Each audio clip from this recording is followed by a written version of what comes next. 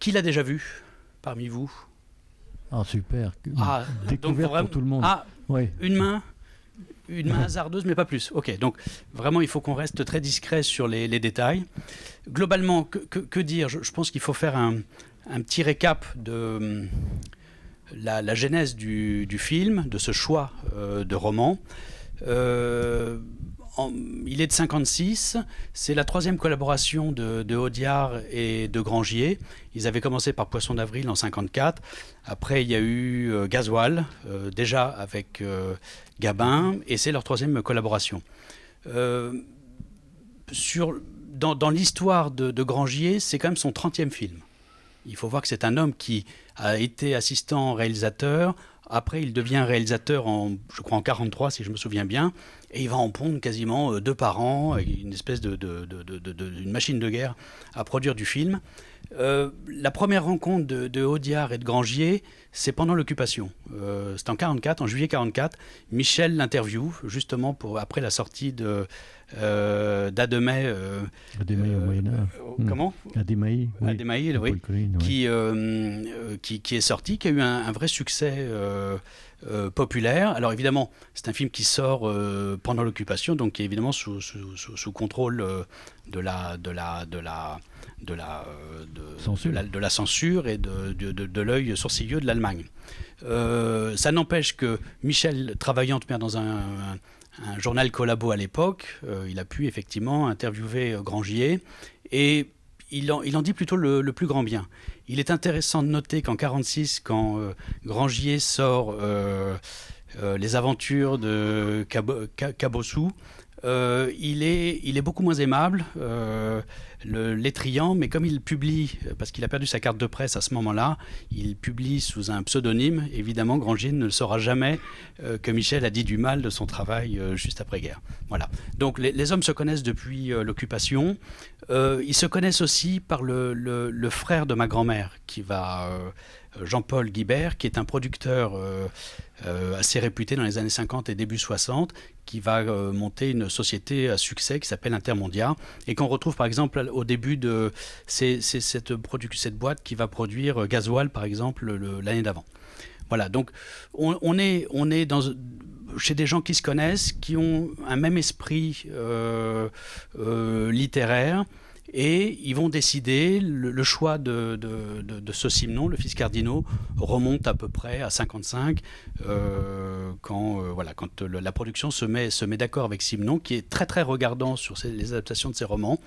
Ils obtiennent l'accord de Simenon parce qu'il va y avoir Gabin dedans, et Simenon portait Gabin en grande estime.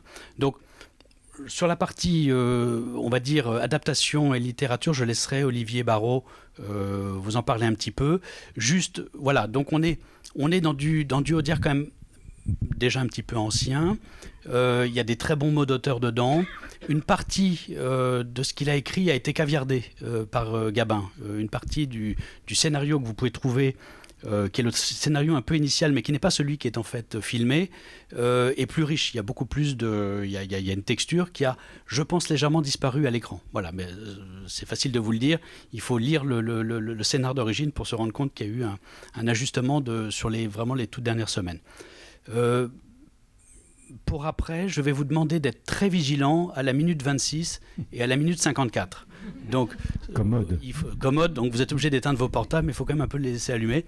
Il y a 2 guest stars. Je vous laisse essayer de les repérer. Minute 26, 26 et demi et à peu près 54. Voilà. J'en dis pas plus et je passe la parole à Olivier.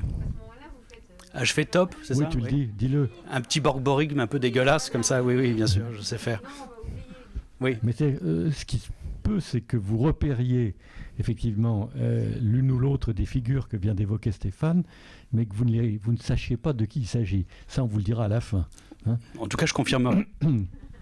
Bon, quelques petits faits vrais, comme disait l'autre, à propos du sang à la tête, qui, comme tu viens de le rappeler, ne s'appelle pas comme ça dans le roman de Georges Simenon, il s'appelle Le Fils Cardinaux, et vous allez voir que c'est de ces films qui ne sont en réalité pas vraiment des films policiers, c'est vraiment un film d'ambiance, d'atmosphère, un film très intérieur, que d'ailleurs porte dans cette direction Jean Gabin. C'est pas le Jean Gabin éructant qu'on va connaître dans les années ultérieures, on est là dans quelque chose de très intérieur, c'est-à-dire que c'est comme très souvent chez Simenon, l'histoire d'un départ, d'une fuite, probablement, dans ses romans qui ne sont pas des polars, autrement dit, dans les romans, ce qu'il appelait lui-même les romans durs, c'est-à-dire tout ce qui n'est pas ce que ne sont pas les Maigret, on voit souvent cette figure du personnage, homme ou femme, qui s'en va parce que le destin est trop lourd, parce que le mal-être est là et qu'il faut fuir. Je pense en particulier, parmi beaucoup d'autres exemples, un roman absolument admirable de Georges Simenon qui s'appelle La fuite de Monsieur Monde, que vous avez peut-être vu dans son adaptation pour la télévision par Claude Goretta avec le merveilleux Bernard Lecoq dans le rôle principal. Là, ça n'est pas lui qui s'en va, c'est elle, et je ne vous en dis pas plus. Nous sommes à La Rochelle, dans une région que connaît très très bien Georges Simenon, puisqu'il a habité dans ce coin-là. Et vous allez voir aussi que la peinture du monde de la pêche à La Rochelle, le monde des mareyeurs, le monde de la mer, est très spécifiquement présenté. On est dans un film tourné en extérieur. On a dit beaucoup que ce qui s'appellera la nouvelle vague, ce qu'on appellera la nouvelle vague à partir de 58-60, c'est-à-dire peu de temps après le tournage de celui-ci, on a beaucoup dit que Jean-Luc Godard, François Truffaut, Claude Chabrol, Jacques Rivette, Éric Rohmer avaient en quelque sorte réhabilité le tournage en extérieur, c'est-à-dire dans les rues, dans les villes, dans les bistrots, etc. Mais ils ont effectivement tourné pour toutes sortes de raisons dans des décors naturels. Mais c'était une pratique déjà très ancienne. Après tout, vous verrez ici, on est en 56, qu'on est pratiquement, je ne dirais pas dans un documentaire sur La Rochelle, mais la présence de ce monde-là est extraordinairement dense et qu'on n'a pas attendu l'arrivée de la nouvelle vague, vers 58-60 une fois encore, pour tourner en extérieur. D'autre part, il faut rappeler qu'en 1956, Jean Gabin a terminé cette espèce de, je ne dirais pas d'exil, mais de mise à l'écart qui a été son lot lorsqu'il est revenu en France après avoir combattu. Il a été un des très rares acteurs français à s'engager dans les forces combattantes, les forces françaises navales libres.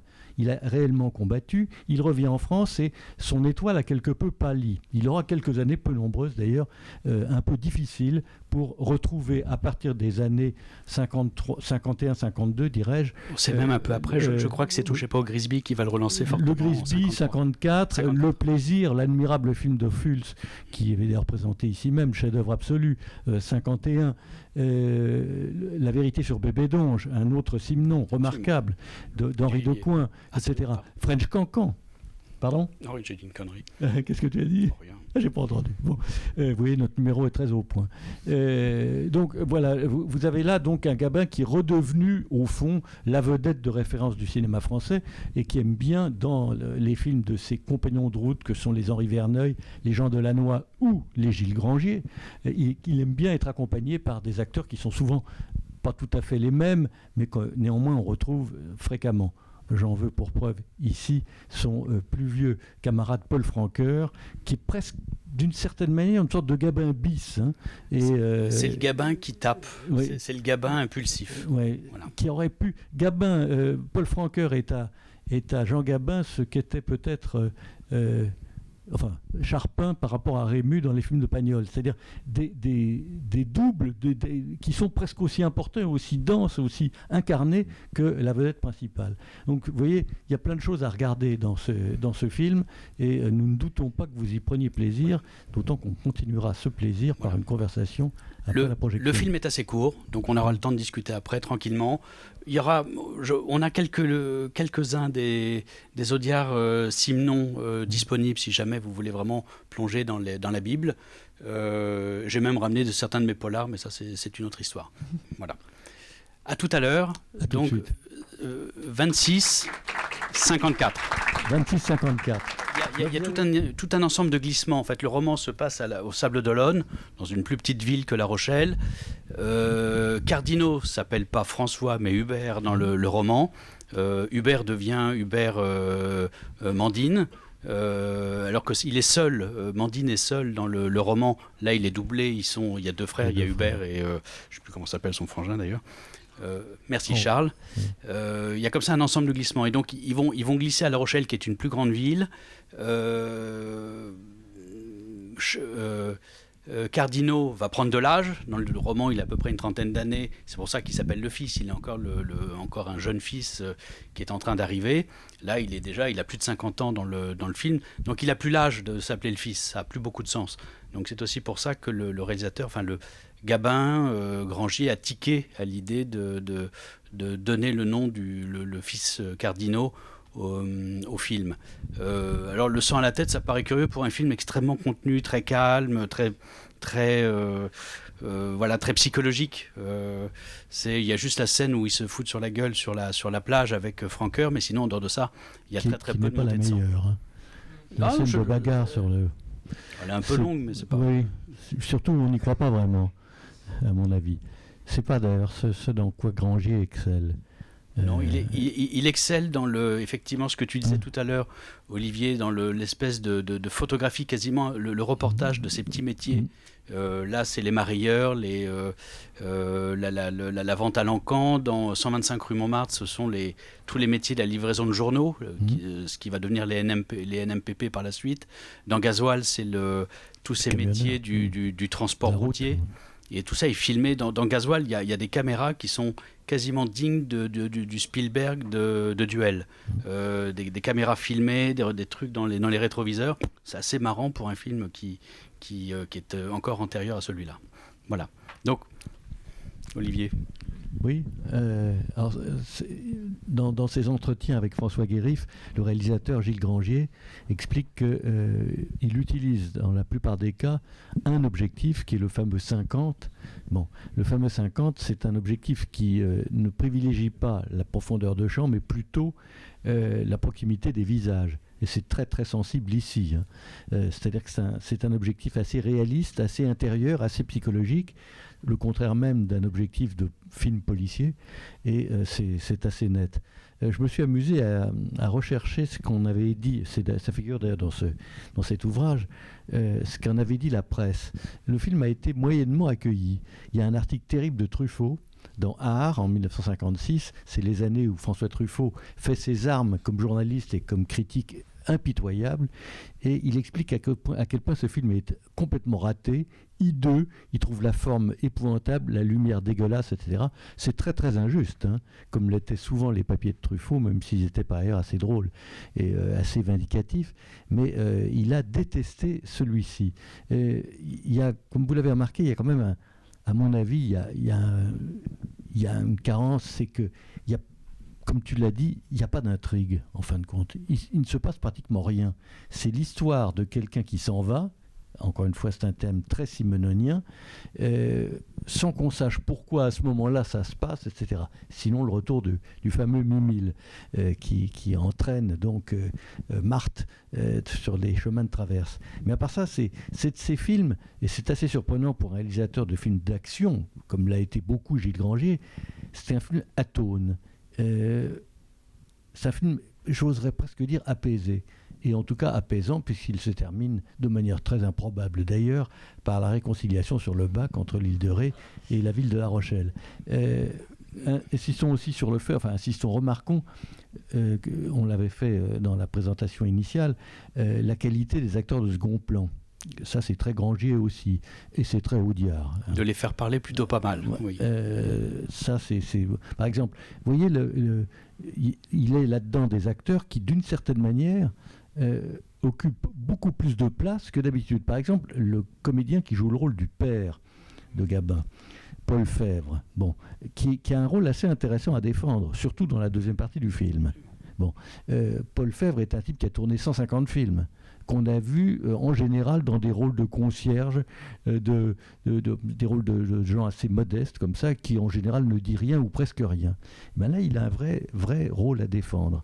Et il est très bien d'ailleurs, hein, dans cet emploi. Ça sonne pas tout à fait juste, malgré tout. Il a une vision tellement cristalline de ce qui a raté dans le couple de son fils que c'est presque trop pur. Voilà. Il est censé être un homme un peu de très populaire.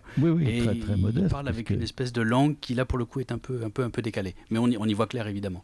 Son intervention permet de confirmer que François n'a pas fait attention à sa femme. Voilà, il s'est surtout contenté de réussir et d'asseoir une sécurité bourgeoise, ce qui en soi est assez médiocre. Voilà. La femme qui fuit, la femme qui trompe est une névrose chez Grangier. On le trouve déjà en 1946, donc dans l'aventure de Caboussou, où il y a déjà une histoire de comme ça, l'amant qui disparaît, je sais plus quoi, dans une caverne et qui va effrayer tout le village. Ça revient dans L'amant de paille en 1951, où l'idée est complètement géniale, c'est que le mari trompé, la femme qui trompe invente un amant hypothétique et le mari le prend à la maison, une histoire folle. Et pareil, c'est un film très apaisé où à l'arrivée le mari pardonne à la femme infidèle d'avoir failli partir. Donc il y a toujours comme ça cette espèce de mouvement circulaire. Dans celui de 46 aussi, l'homme finit par revenir à la maison. Voilà, donc tout ça est très étonnant. Chez Grangier, c'est un thème, c'est la fuite, oui, mais c'est souvent la femme qui part et qu'on va devoir rattraper sans forcément montrer les muscles, plutôt montrer une forme de psychologie assez particulière. Et je trouve que là, pour le coup, dans le Fils Cardinaux, ça marche plutôt pas mal. Voilà. C'est presque étonnant de voir un Grangier qui très apaisé, qui monte pas sur les grands chevaux. Il a caviardé une partie de la violence de la critique qu'il y a comme ça dans la ville, où vraiment on se fout de sa gueule, en principe, dans nombre de plans. À l'arrivée, il y a quelques mots, il y a 2 fois le mot cocu, mais pas beaucoup plus. Il pouvait pas non plus assumer de devenir à 52 ans le cocu magnifique. Ça ne pouvait pas marcher. Ça vous dit quoi tout ça ? Bon. Ça y est, on vous a endormi là, vous êtes dead. Le film est court, heureusement. Il y a évidemment un manque de dynamique sur ça. On n'écrit plus les films comme ça. Et si la deuxième partie du film s'envole un peu plus, dès qu'il commence à vraiment... dès qu'en fait Franqueur rentre, dès que Drouin rentre en ligne de compte, ça va un petit peu mieux. Mais avant, il y a un petit manque de dynamique. Qu'on ne retrouvera pas, par exemple, dans Le désordre et la nuit, qui est un film assez formidable de Grangier, sur les milieux de la nuit. Ouais, c'est formidable. C'est formidable. Avec une Nadia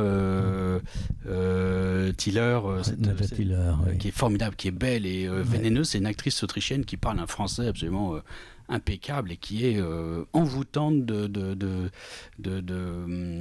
veulerie et vraiment formidable. Mais je ne sais pas s'il est diffusé.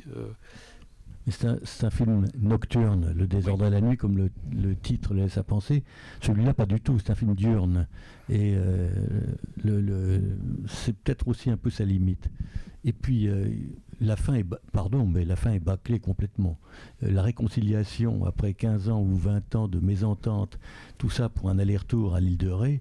il y a un truc qui est marrant, c'est que dans la première phrase... c'est pas comme ça dans le bouquin. Non.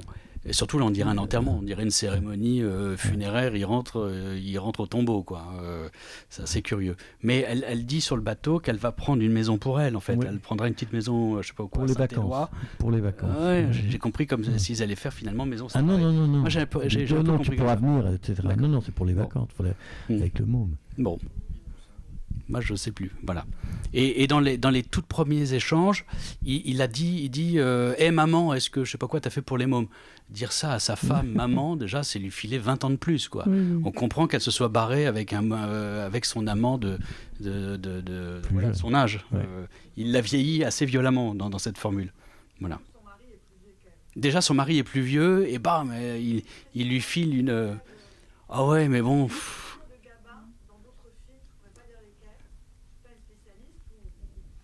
souvent, la femme est traitée maman. Enfin, qui a des enfants, on l'appelle une maman. Enfin, dans des milieux très populaires. Ouais, c'est sympa, mais je comprends qu'à la longue, elle a envie de se barrer, quoi.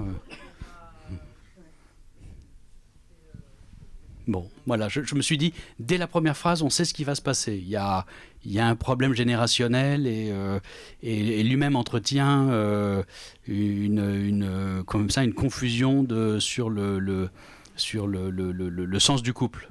C'est bien d'être maman, mais il faut surtout être femme. Et il y a des perles. Hein, on a 12 ans de vie commune, mais on fait rêve à part. Il le réutilise dans le Singe en hiver, Audiard. Hein. C'est à peu près la même formulation. C'est bon, hein, ça. Ouais. René Faure est remise méchamment à sa place. C'est pas mal. Très bien. Là, elle joue son quart d'heure de gloire, mais ça va pas marcher avec lui.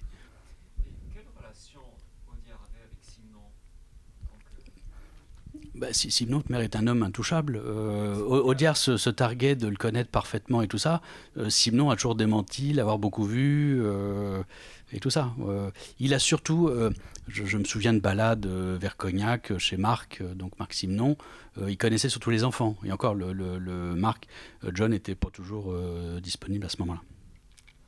J'avais lu un livre d'Audiard qui était Le jour, la nuit et Oui, bien sûr. J'avais trouvé ça extraordinaire. Superbe. Vraiment. Et Simon l'avait lu, ils en avaient parlé, parce que je trouve que c'est un livre d'un vrai écrivain. Ah ben, bien sûr. Oui. C'est un livre désespéré d'ailleurs, hein, d'une noirceur terrible mais magnifique.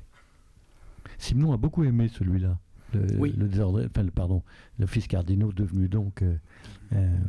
Oui, il l'a bien aimé, mais je pense qu'il y a d'autres adaptations très bonnes aussi. Mais celui-là, parce qu'il aimait bien le roman, je crois. Voilà. Oui. Les premiers jets des scénarios trahissent très peu l'écriture du roman. Par la suite, il va y avoir tout doucement une épuration, et on va arriver à une sorte de squelette comme ça, où il manque peut-être un petit peu quelques éléments. Le film aurait pu être plus long, un peu plus dense, il dure 1h25 ou 1h30, même pas 1h30, donc c'est court. Hein. Donc forcément, il y a eu la coupe. Voilà. Au risque d'aller parfois, il y a des scènes où on les voit partir en bagnole, revenir en bagnole, il n'y a que de la bagnole. À quoi ça sert? C'est le musée de la traction avant. Oui, c'est une longue. Il y a 15 chevaux, 6 cylindres. Ouais. C'était le très haut de gamme français de l'époque. Non, c'est déjà une voiture qui est plus fabriquée en 56. C'est sa dernière année. Ouais. C'est le début de la DS19 et la fin de la traction avant. Mais celle-là, c'est une 15 chevaux, 6 cylindres, c'est ce qu'il y a de mieux dans la gamme. On la voit beaucoup.